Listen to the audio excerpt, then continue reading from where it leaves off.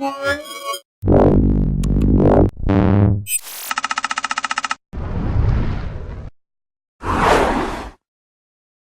Scott here from Mobile Geeks, and here we are at the Intel Bloggerhutten at IFA 2013. And I have something very exciting for you today because we have Ben Saunders, who's going on the Scott expedition. How are you today, Ben? I am very well, thank you. I love blogger. Is it Bloggerhutten? Bloggerhutten. I love that. I think we're trashing the German language right now, but it's okay. I'm very, very happy to be here in Berlin. Yeah. So the reason why I'm really excited to talk to Ben today is because he's heading on a 4-month expedition to the North Pole, and he's planning not on breaking his devices. How are you planning on doing that?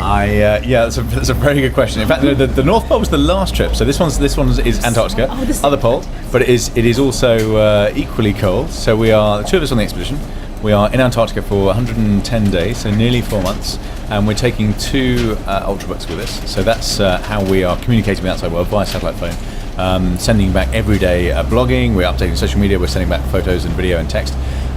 So looking after technology is an important part of it. And when we first started talking to Intel and said, look, this is what we want to do, this is what we want to do with 2 Ultrabooks, they said, we're not sure they're going to work at like minus 40. I think they kind of thought we'd be sort of pulling them out in a storm, and then mittens on, kind of bashing around them. And actually, we only really use the Ultrabooks in the evening in the tent where it's relatively civilized. You're obviously out of the wind, out of the elements. We'll be in our sleeping bags. We'll probably have the stove going, so it'll be relatively warm. minus 15, minus 20 maybe.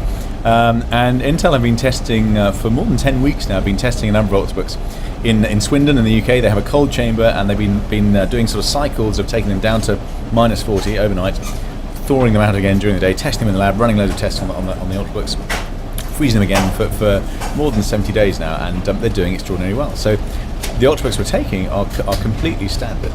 We've beefed up things like the connectors and the power cables. We're using low temperature cable, obviously specially made battery packs, solar panels. But the Ultrabooks themselves are completely standard, and so far they seem to have stood up really well to some pretty abusive testing. That's amazing. I actually remember breaking my very first PDA, and because I left it in my car when I went snowboarding, and I came back and the screen was never quite the same. So I mean, cold weather damage to your electronics is definitely. I'm from Canada, so yes, you said something you have to consider. Yeah. So what exactly are you going to be doing during the day? Well, during the day we are heading south. So the plan very simply is to make a return journey to the South Pole on foot. So we're going from the coast of Antarctica to the South Pole and all the way back to the coast again.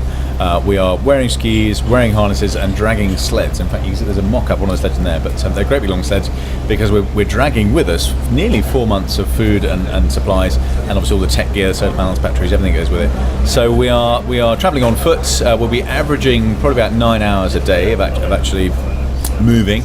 And stopping every 90 minutes to eat and drink, but really just trying to cover as much ground as we can. And then in the evening, as soon as we have the tent up, that's when we can start sending back the story from that day. Secretly, I was hoping you were going to say we're going to build snowmen all day. Yeah, well, maybe when we're not, so we'll turn the cameras off and we kind of play around a bit. Actually, one of the things we have to do, we were training in Greenland earlier this year, which is, even though it's the northern hemisphere versus the south, Greenland is very similar in terms of the climate and the terrain and the environment, and it's a really good place to go for a kind of dress rehearsal for Antarctica. And it was so windy and so stormy at times that we had to practice building walls of snow blocks, as a windbreak to keep the tent out of the wind. So there is a bit of playing around in the snow, but we haven't yet built a snowman. Maybe at some point. Well, if you haven't built or slept in an igloo once in your life, I really think you're missing out on something for sure. Absolutely. So this is your first trip that's sponsored by Intel with Ultrabooks. Absolutely, yes it is. Yeah. So on your previous trip to the North Pole, did you have any interesting technical disasters? We had some interesting tech that in some ways was very old school. I mean, my very first expedition was in 2001. At that point, there was no satellite phone network that covered the North Pole, so we used radio. There were 2 of us for 2 months on the ice, but had almost no communication with the outside world at all. So to have gone from that to 2003, 2004, satellite phones started working up there. We could use very basic. The laptops at that time were so big and so heavy.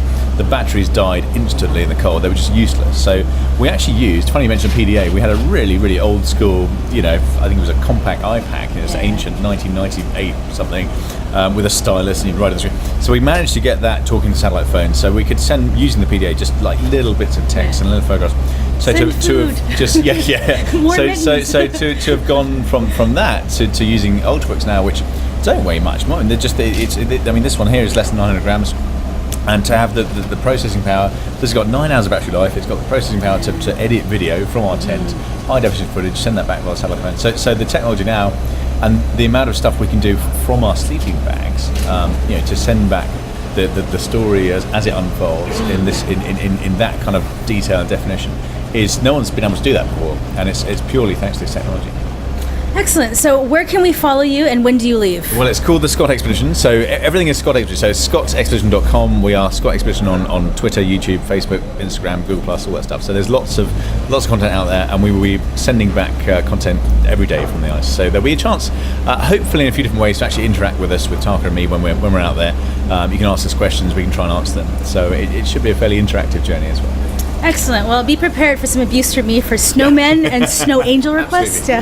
No, we will do that. Excellent. So this is Ben Saunders heading on the Scott Expedition, and I'm Nicole Scott from Mobile Geeks.